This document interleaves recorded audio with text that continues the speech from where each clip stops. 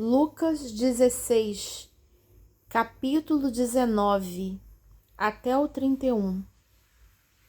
Ora, havia certo homem rico que se vestia de púrpura e de linho finíssimo e vivia todos os dias no luxo. Havia também certo mendigo chamado Lázaro, que estava coberto de feridas à porta daquele. Algumas Bíblias, em outra Bíblia vai dizer assim, que em vez de dizer a porta daquele, vai dizer que fora colocado no portão daquele rico, na frente da casa daquele rico, vamos dizer assim. E desejava alimentar-se com as migalhas que caíam da mesa do rico. Os próprios cães vinham lamber-lhe as feridas. Morreu o mendigo e foi levado pelos anjos para junto de Abraão. Morreu também o rico e foi sepultado. Não falou que o rico foi com os anjos para junto de Abraão. Falou que o rico foi sepultado. Mas o mendigo foi levado pelos anjos para junto de Abraão. Não quer dizer que todo rico não vai para o céu e que todo mendigo, todo pobre, só porque é pobre, vai para o céu. Não está dizendo isso, está falando, querendo ensinar alguma lição aqui específica nesse caso aqui. Nesse caso aqui, o mendigo foi para o céu e o rico não. E aí vamos ver o que sugere aqui no texto. No inferno, estando em tormentos, ergueu os olhos e viu ao longe Abraão e Lázaro junto dele. Então clamou: Pai Abraão, tem misericórdia de mim e manda a Lázaro que molhe na água a ponta do seu dedo e me refresque a língua, porque estou atormentado nesta chama. Abraão, porém, respondeu: Filho, lembra-te de que recebeste os teus bens em tua vida, ao passo que Lázaro somente males. Mas agora ele é consolado e tu atormentado. Então, esse texto está sugerindo que o fato desse rico estar numa posição ruim se deve ao fato de ele ter sido indiferente ou frio para com a necessidade do seu próximo, que tinha sido colocado à porta da sua casa e até os cães lambiam as feridas dele, e ele era um homem que não tinha ali o que comer, ele desejava se alimentar das migalhas que caíam da mesa desse rico. E aqui no texto, o que dá a entender é que esse rico fecha a mão em vez de ajudar esse pobre. É o argumento que o pai Abraão usa aqui quando vai lhe responder. Lembra-te de que você recebeu os bens em tua vida. E Lázaro somente males. Mas agora ele é consolado e tu atormentado. Então, a primeira coisa que a gente percebe é que o pobre foi parar perto daquele rico por algum motivo, mas ele estava lá. Seja lá como foi, ele estava lá. E o discernimento que era para ter tido pelo rico era de ter ajudado esse pobre, mas ele não o fez. Se formos analisar aqui em 1 João, versículo 17, vamos ver aqui, ó. Quem tiver bens no mundo e vendo o seu irmão necessitado fechar-lhe o seu coração, como estará nele o amor de Deus? Então aqui, ó, quem tiver bens no mundo,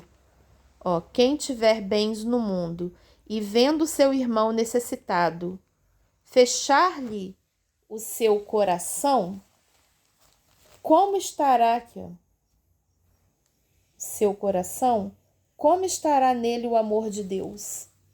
Chamando atenção justamente para isso que vem falando aqui em Lucas 16 também. Então, o texto vai seguindo e aí surgem uns assuntos espirituais. Não vou falar aqui agora para o vídeo não ficar muito longo, falo em outro momento, mas chamando atenção para isso. Essa questão do egoísmo, de a gente não ser egoísta. Hoje em dia, muita gente pede as coisas e a gente é advertido assim, por exemplo, uma pessoa vem te pedir alguma coisa, mas na verdade ela quer assaltar. E aí um segurança de um shopping, de algum lugar, fala assim, olha, não abre a bolsa perto dessa pessoa para dar nada, porque essa pessoa usa um canivete, ele quer te assaltar, ele não está de boa fé. Então você não sabe nem quem ajudar hoje em dia. Mas fica uma reflexão, por outro lado, desse texto que nos chama a atenção e daquele que eu acabei de ler lá em 1 João, para que nós não devemos ser, para nos alertar de que nós não devemos ser egoístas. Porque aquele que tem bens pode ser o bem do dinheiro, de um recurso que tenha. Às vezes a pessoa tem produção numa terra ou alguma coisa que a pessoa produza. E pode ser também que a pessoa tenha bens no sentido assim de saber alguma coisa. Ela tem uma palavra que ela pode compartilhar. Ela tem um consolo que ela pode dar a alguém através de algo que ela, um gesto, uma atitude, uma palavra de conforto. E ela se nega a fazer isso. Por quê? Por egoísmo. Porque ela só está pensando em si mesma, em receber a palavra de conforto, mas ela está disposta a doar uma palavra de conforto. Isso também é um bem inestimável. Porque o bem não é somente dinheiro. Às vezes uma pessoa não teve dinheiro na vida dela, como esse rico aqui, que ele se vestia de púrpura. Mas essa pessoa tem muito conhecimento, muita sabedoria do alto, que Deus compartilha com ela, que Deus dá a essa pessoa. E às vezes ela está esperando alguma coisa acontecer para ela começar a compartilhar dessa palavra, que pode ser um bálsamo para o coração de alguém. Pode ser uma maneira que alguém tenha de refletir sobre algum aspecto da sua vida que está precisando de que se jogue luz naquela área da vida da pessoa para que ela desperte. Então a gente tem que procurar ver onde podemos doar mais, não reter aquilo que vamos, entre aspas, chamar de bens. Aqui está citando um bem material, mas só que nós podemos falar também do bem espiritual. É orar em favor dos demais, quando eu não posso ir com alguma coisa material, eu vou com uma oração, eu vou com uma palavra, seja ela através de um telefonema ou pessoalmente, o que estiver ao meu alcance, porque existem hoje muitas ferramentas, muitas estratégias, e elas precisam ser usadas para o bem, para o reino de Deus, para o avanço do reino de Deus, porque nós vamos aqui prestar contas disso também. Tudo está sendo contabilizado, nada passa despercebido, tudo está sendo contabilizado, até os fios da nossa cabeça, os fios de cabelo da nossa cabeça são contados, até a folha que cai da árvore, Deus sabe, Deus tem a ciência de tudo.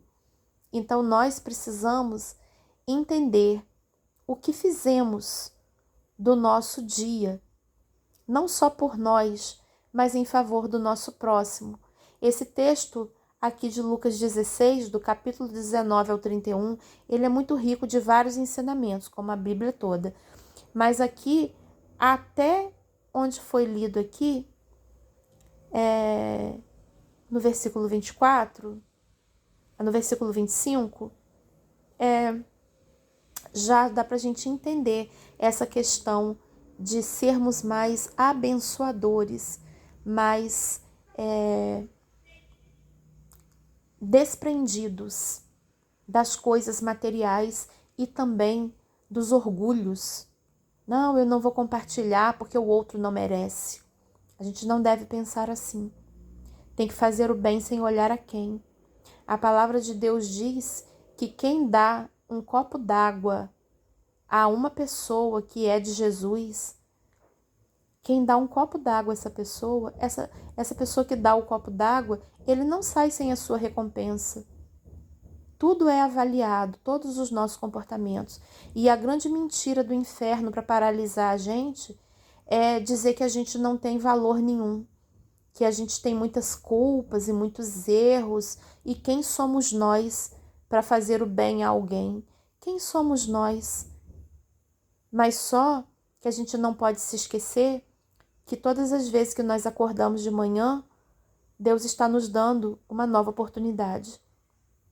E por mais que nós sejamos pequenininhos de Deus, que nós não sejamos, ainda que não sejamos pessoas que são pessoas que os outros vão dizer que somos importantes, a Bíblia vai dizer que quem é o menor, esse vai ser o maior, né? Então, se a pessoa acha que ela tem muito pouco valor, que ela errou muito, mas isso não pode paralisá-la. Os erros do passado não podem paralisar a obra do Senhor, porque a vida continua e todos os dias são novas oportunidades de fazer o bem, que é a nossa missão aqui na Terra. Tudo nessa terra serve, tudo nessa terra tem o serviço para o bem. E nós não podemos nos esconder atrás de culpas e erros do passado, aceitar essa acusação do inimigo para dizer que se nós erramos, nós não podemos fazer o bem.